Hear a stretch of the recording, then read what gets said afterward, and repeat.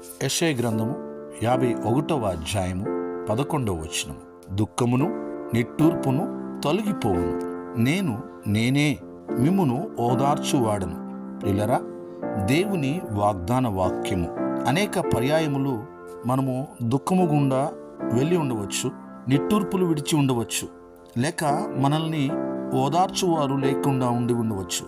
అయితే పరిశుద్ధ గ్రంథంలో ఇశ్రాయేలీయులు ఐగుప్తులో ఉన్నప్పుడు వారు నిట్టూర్పులు విడిచారు.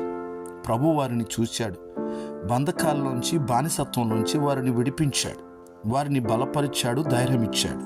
ఈ రోజున ప్రభు తట్టు మనము చూడగలిగితే ప్రభు తప్పకుండా మనల్ని బలపరిచి ఓదార్చి మనల్ని ముందుకు కొనసాగిస్తాడు. ప్రార్థన. పరమ తండ్రి, సకల ఆశీర్వాదములకు కారణభూతుడా, మా దేవా, మీకు వందనాలు, స్తోత్రాలు. మీ వాగ్దాన వాక్యమును బట్టి వందనాలు. ప్రార్థనలో ఏకీభవించిన ప్రతి ఒక్కరిని, వారి కుటుంబాలను దీవించండి. నిశ్చయముగా మా దుఃఖమును ప్రభు నాట్యముగా మార్చగలిగిన దేవుడవు నీవే. మా నిట్టూర్పును తొలగించువాడువు నీవే. మమ్మను ఓదార్చువాడువు నీవే. మీకు వందనాలు, స్తోత్రాలు.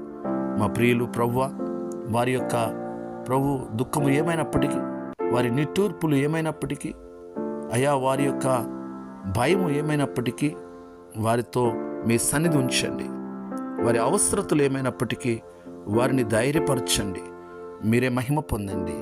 ప్రతి అవసరతను మీరు తీర్చండి.